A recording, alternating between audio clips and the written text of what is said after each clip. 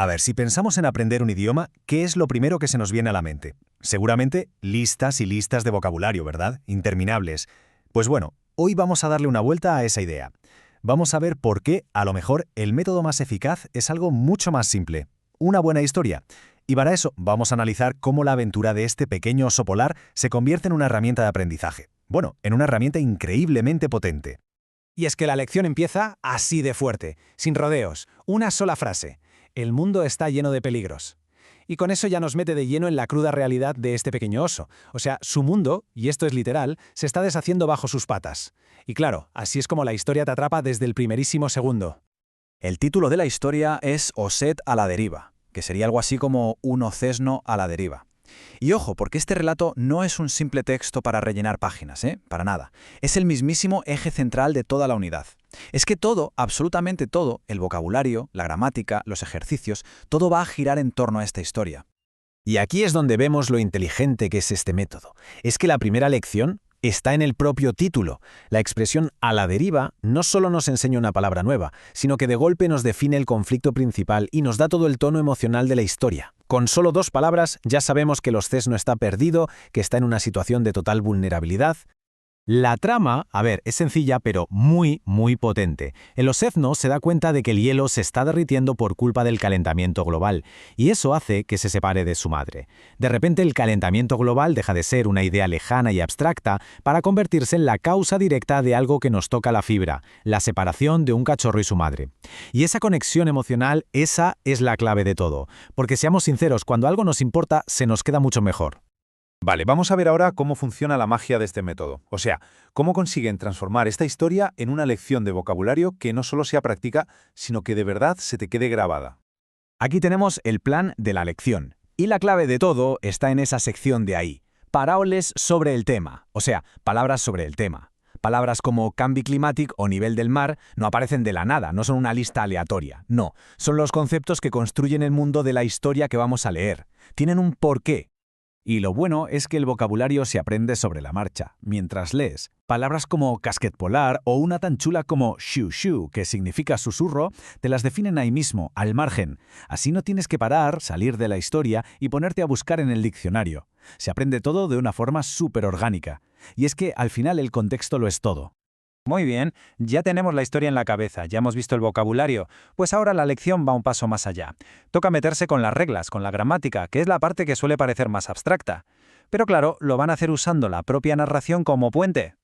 Aquí se ve perfectamente el cambio de chip. La atención pasa de la historia en sí a la estructura del lenguaje.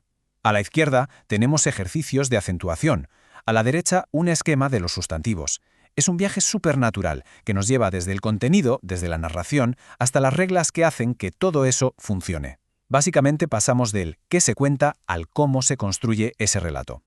Y este esquema visual de los sustantivos, es genial, porque convierte un concepto gramatical que puede ser un rollo en algo que puedes ver, algo tangible. De repente, ocesno ya no es solo el prota de la historia, ahora también es un sustantivo común, y el Ártico, el lugar donde vive, es un sustantivo propio. Es como si las reglas, de pronto, cobraran vida. Entonces, la idea central es esta. La gramática no sale de la nada. No es una lista de reglas al azar, no. Las reglas sobre los sustantivos, sobre los acentos, se aplican a las palabras que acabamos de leer en la historia del ocesno. La historia nos da los ejemplos y el contexto, y estos esquemas nos dan las reglas, la estructura. Es un círculo de aprendizaje perfecto. Pero claro, saberse la teoría está muy bien, pero si no la pones en práctica, no sirve de mucho. Así que ahora la lección pasa a la acción. Toca demostrar que no solo se han memorizado palabras y reglas, sino que de verdad se ha entendido la historia. Y para eso te lanzan preguntas como esta. ¿Per qué decidís finalmente no parlarle? Es decir, ¿por qué al final decide no hablarle? Ojo que esta no es una pregunta de sí o no. Te obliga a volver al texto, a pensar, a analizar por qué el personaje hace lo que hace. Busca una comprensión mucho más profunda, vamos. Claro, esa pregunta nos lleva directos a un momento clave de la historia, cuando los esnos se encuentran con los inuits. Es su primer contacto con los humanos, y lo que hablan entre ellos, ahí está uno de los mensajes más importantes de todo el relato. Es que, escuchad este diálogo, es potentísimo. Dice, las personas tenemos la cabeza más dura que una roca. Si no ponemos conocimiento, todo el hielo se deshará, subirá al nivel del mar y será un desastre. Es que es brutal. no solo te está hablando del cambio climático, sino que te regala un lenguaje súper rico. Esa metáfora de tener la cabeza más dura que una roca es que es una lección de vida y una lección de lengua todo en uno.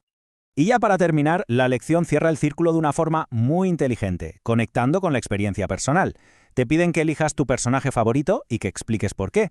Y con eso, un simple ejercicio de lengua se convierte en un acto de reflexión personal. Es el momento en que la emoción y el aprendizaje se dan la mano por completo. Llegados a este punto, la pregunta es clara. ¿Cuál es la gran lección que sacamos de todo esto? O sea, ¿por qué este método, el de aprender con una historia, funciona tan bien? Pues muy sencillo. Todo el poder reside en la propia historia. Es ella la que crea esa conexión emocional, la que le da un contexto y un porqué a cada palabra y a cada regla gramatical. Consigue que las reglas, que son algo abstracto, se conviertan en herramientas que necesitas para entender qué le pasa a un personaje que ya te importa. Al final, la historia no es el adorno, no, es el motor mismo del aprendizaje. Así que, claro, la reflexión final es inevitable. Si la historia de un pequeño neno perdido puede enseñar un idioma, gramática y hasta conciencia sobre el clima de una forma tan potente, parémonos a pensar en el potencial que tiene esto.